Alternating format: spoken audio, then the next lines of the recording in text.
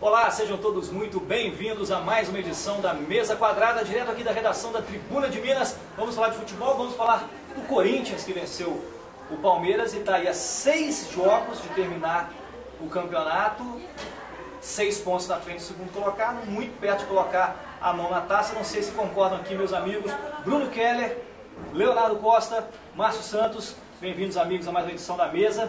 E aí, Márcio, você que nunca deu como certo esse título do Corinthians, viu essa distância do Corinthians para os outros adversários diminuir muito nas últimas rodadas, e essa vitória sobre o Palmeiras, quem pode representar? O detalhe é o seguinte, não dou o título ainda certo para o Corinthians, claro, ficou muito próximo, principalmente pelo jogo que fez no primeiro exemplo espetacular, mas o Palmeiras, assim como o Atlético e o Flamengo, demonstrou que realmente foi durante todo o campeonato, né? Fraquejou, é um time que de fato, no papel, muito bom, mas acabou não conseguindo nada. Os jogadores, até de certa forma, desmotivados também, né? No último jogo contra o Cruzeiro, quando sofreram o empate, disseram que o objetivo deles era apenas lutar pelo G4, quer dizer, só por aí o discurso desses jogadores do Palmeiras já desmotivou completamente o campeonato. Então, o Corinthians com certeza está com a mão na taça, mas o Santos ainda tem chance, seja matematicamente ou não. Apesar de o Corinthians ter jogos mais tranquilos, ainda não podemos dar como certo esse título do Corinthians, claro, está muito próximo. Será que o Santos tem condição mesmo? Quer dizer, porque o Santos é um time que vacilou muito ao longo do campeonato, como outros vacilaram, né? Mas ele chega agora na reta final, dando esse estirão. E tem um adversário mais tranquilo na próxima rodada na Vila Belmiro, que é o Vasco. Então, eu acredito que consiga os 3 pontos. E aí, torça por um tropeço corintiano. Mas o Corinthians joga com o Atlético Paranaense na Arena da Baixada. Então, por exemplo... O Atlético ainda sonha com Libertadores. Ainda sonha com Libertadores. Aliás, todo mundo que tem 42 pontos pode sonhar com Libertadores. Outro dia o São Paulo tava lutando para não cair, e hoje já é favorito a pegar uma vaga no possível. E acho que vai pegar, viu? Acho que vai pegar. E é o que mais está jogando bola dos times que estão ali naquela faixa, né? Eu acho que nunca teve um time, na verdade, no papel, para estar fazendo a campanha que está na zona de rebaixamento. Se você pegar o time de São Paulo no papel e você analisar ali posição a posição, não era um time para estar disputando para não rebaixar, porque ele não é pior dos que estão ali do 8º lugar para cima. E foi um time que de fato se reforçou. O que o Hernanes está jogando de futebol é brincadeira. Isso é um dos principais jogadores do campeonato. O primeiro jogo que o Hernanes fez na volta, não lembro qual o adversário agora, mas eu assisti esse jogo. O primeiro jogo do Hernanes na volta, a diferença é absurda. A bola que o Hernanes joga no meio de campo, para qualquer outro time brasileiro, é muito diferente. Então essa bola que o Hernanes está jogando, consertou o time de São Paulo inteiro, né? Um jogador consertou o time todo. Até o Sidão começou a pegar mais. E já vi algumas notícias hoje que o Tite ligou para o São Paulo, né, informando que pretende convocar até o Hernanes para a seleção.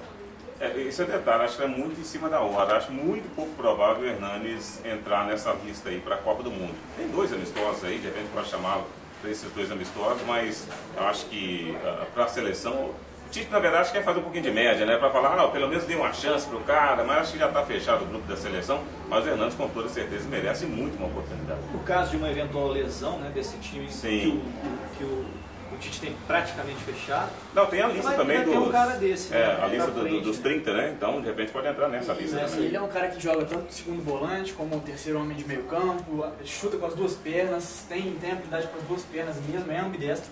Então, eu acho que ainda há chance do Hernanes vestir a camisa da seleção brasileira na Copa da Rússia. E só rapidamente falando de São Paulo pega a Chapecoense em casa, enquanto o Vasco, por exemplo, pega o Santos na Vila, e depois tem Vasco e São Paulo no Rio de Janeiro. Então é perfeitamente possível, e pelo que a gente tem visto em campo, pelo menos, por exemplo, o que o Vasco apresentou contra o Vitória nessa última rodada, e o que o São Paulo jogou contra o Atlético Goianiense, a gente sabe que é perfeitamente plausível que o São Paulo ultrapasse o Vasco e brigue inclusive com o Flamengo e o Botafogo por uma vaga ali no G7, talvez G8. Seria o mais merecido desses todos, o Flamengo e o Botafogo também não tem jogado bola, né? Com toda certeza. E os 2. Seria uma recuperação, sim, fantástica para o São Paulo conseguir uma vaga no Libertadores. Fantástica. O time carioca tropeçou na rodada, né? O Fluminense ganhou do Botafogo, o Flamengo perdeu com uma virada relâmpago pro Grêmio, e o Vasco fez 1-0 no começo do jogo contra o Vitória, e depois parecia time pequeno, jogando fora de casa, deixou o Vitória tomar conta do jogo todo, quase os 90 minutos, e acabou conquistando o empate, merecia até uma vitória, até um triunfo. Eu trouxe aqui no meu tecnológico caderninho vermelho a lista de jogos do Corinthians e a lista de jogos do Santos nessas últimas 6 rodadas. O Corinthians joga agora no meio de semana contra o Atlético Paranaense, lá na Arena da Baixada, depois recebe o Avaí e na sequência o Fluminense, depois sai para jogar contra o Flamengo, depois recebe o Atlético Mineiro lá em Itaquera e termina o campeonato contra o Sport lá em Recife. O Sport pode estar rebaixado, o Sport pode estar lutando contra o rebaixamento, a gente não sabe como é que vai estar essa situação aí. O Santos tem a seguinte tabela: recebe nessa rodada o Vasco, como o Bruno já falou, sai para jogar contra Chapecoense e Bahia, 2 times que estão do meio da tabela para baixo, depois recebe o Grêmio, uma parada torta ou não, se o Grêmio já tiver vencido a Libertadores, não sei exatamente quando é que é esse jogo aqui. Sai para jogar contra o Flamengo no Maracanã, ou lá na Ilha do Governador, a gente não sabe, e depois recebe o Avaí na última rodada, jogando em casa, na Ilha Belmiro. O Avaí também, nessa altura, pode estar rebaixado, ou pode estar brigando ainda para tirar a cabeça. Olhando aqui, eu tirei a seguinte conclusão: eu acho que a tabela do Corinthians é mais fácil que a tabela do Santos. O Corinthians pega dos times de mais tradição Flamengo, Fluminense e Atlético Mineiro. O Flamengo, ele vai jogar contra o Flamengo no Maracanã, o Flamengo talvez ainda lutando por vaga na Libertadores, e vai receber Atlético Mineiro e Fluminense que Talvez já não queira mais nada no campeonato. estão galeando muito no campeonato, não são adversários tão fortes. O Santos, por sua vez, dos 3 grandes que vai pegar, são 3 times que estão disputando lá do meio da tabela para cima. O Vasco, que você falou que está nessa, mas ainda está almejando o Libertadores lá em cima. O Flamengo no Rio e o Grêmio na Vila Belmiro. O Grêmio pode não estar jogando por mais nada, pode estar ainda. A desses eu acho do Santos mais difícil, Bahia e Chapecoense. São times que estão lutando por alguma coisa e têm apresentado bom futebol, têm jogado Como muito bem. mandante sempre complica os seus Exatamente. adversários. Né? O Corinthians, quando vai pegar um time desse que está sufocado, é o Sport, vai pegar na última rodada. O campeonato vai estar provavelmente decidido. Pode ser que o Corinthians até jogue esse jogo já campeão. Né? Bem provável, bem provável. Sobre os dois, eu acho que é uma incógnita a gente projetar o Corinthians nas últimas 6 rodadas, porque o Corinthians jogou contra o Palmeiras, o que não vinha fazendo há algumas rodadas, né? O Corinthians foi muito bem. O Palmeiras, que estava numa ascensão, acabou freado por um Corinthians que dominou a partida dentro da sua proposta de jogo, criou muitas oportunidades e foi eficiente, o que foi a campanha do Corinthians no primeiro turno. Né? O Corinthians era um time muito eficiente, jogava sem a bola e conseguia marcar seus gols nas poucas investidas ofensivas. O Santos, o maior problema do Santos é a atuação fora de casa. Isso não é desse ano, né? Talvez de alguns anos já. Na Vila Belmiro, no Pacaembu, em São Paulo, o Santos é muito forte. Agora, fora de casa, ele é muito irregular. Se ele conseguir bons resultados contra a Chapecoense, contra a Bahia, aí ele se mantém na briga e no sonho pelo título, né? Mas eu acho bem difícil justamente por essa irregularidade. No começo do Campeonato Brasileiro, o Santos não fez valer essa força na Vila Belmiro. Até a estabilidade do próprio clube também. Acho que Está cobrando essa fatura agora, é verdade. O jogador 6 que tá pontos de jogando, diferença. já sabe que vai sair. essa estabilidade do clube Se é o e técnico, coisa o Saco mais. Pelano não vai ser o técnico do Santos. Esse negócio do Zeca, né? Entrar em litígio com O Lucas é Lima um também. retrato do Lucas Lima. Então é um retrato da situação política do clube ou administrativa do clube. E retrato também do Isso. Campeonato Brasileiro. Você vê o Santos que isso tudo está brigando por título. Né? Imagine se tivesse. O Palmeiras acabou de mudar de técnico, colocou um interino e conseguiu uma sequência de vitórias, já estava falando em título. O Grêmio disputando 2 competições, focado na Libertadores, também falando em A título. campanha do Corinthians no segundo turno e está brigando pelo título também. Com certeza, isso retrata realmente. O Bruno tinha alguma coisa para poder falar pra gente sobre Superliga. O esporte local, né? Primeiro Superliga, o JF Vôlei foi derrotado para o SESI no último fim de semana por 3-0 em São Paulo. Já tem jogo na próxima quarta-feira contra o Funvic Taubaté, outro time paulista. Então, às 8 da noite, nessa quarta, mais uma partida do JF Vôlei na Superliga Masculina na 5ª rodada. O JF Vôlei ainda não pontuou, está lá na zona de descenso para a Superliga B. E também o futebol americano, né? O JF Imperadores conheceu o seu adversário nas semifinais da Liga Nacional, da modalidade. Vai pegar o Jaraguá Breakers, que é um time de Jaraguá do Sul, e o jogo vai ser fora de casa, então o torcedor Juiz de Fora infelizmente não vai poder acompanhar a equipe. A partida está prevista entre os dias 18 e 19 de novembro, ainda não tem data definida, mas essas são as duas novidades das equipes locais que estão em atividade no momento. Vamos fazer o tradicional bolão da quarta-feira. Eu quero saber a opinião do senhor. Vou escolher 3 jogos aqui, tá?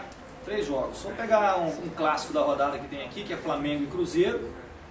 E vou pegar os 2 jogos dos postulantes ao título. Atlético Paranaense e Corinthians, Santos e Vasco da Gama. Bruno Keller. Santos e Vasco da Gama. 2-0 Santos com facilidade, pela pouca eficiência do Vasco no ataque e porque também perdeu o Anderson Martins, também pode não atuar, Martins Silva não joga, então acredito que o Santos vença com facilidade.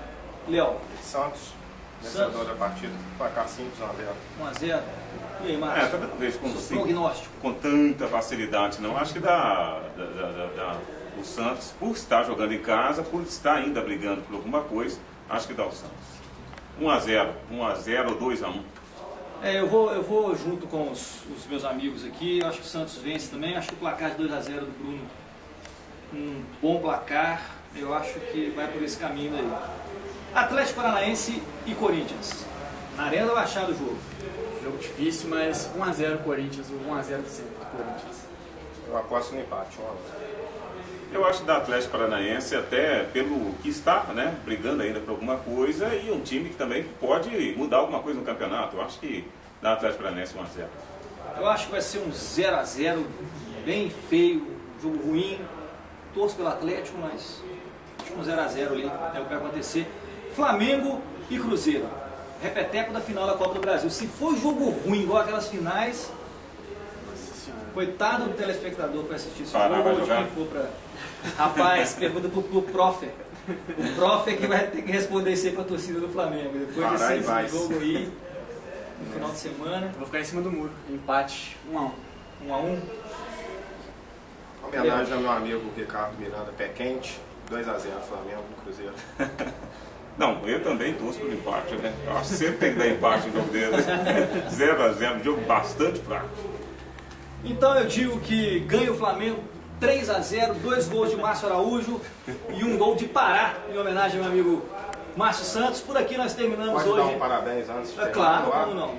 Felicidades. Só uma Muito obrigado. perguntinha. Nesse tempo de vida aí, você viu o seu time? Já viu o seu time ser campeão brasileiro? Sim, 2014, campeão da Copa do Brasil. É o título nacional. Bacana, beleza. Vamos de fato. Aniversariante da semana, Márcio Santos, com o nosso abraço. Ficamos por aqui. Semana que vem a gente volta para falar de mais esporte, direto da redação da Tribuna de Minas. Até lá.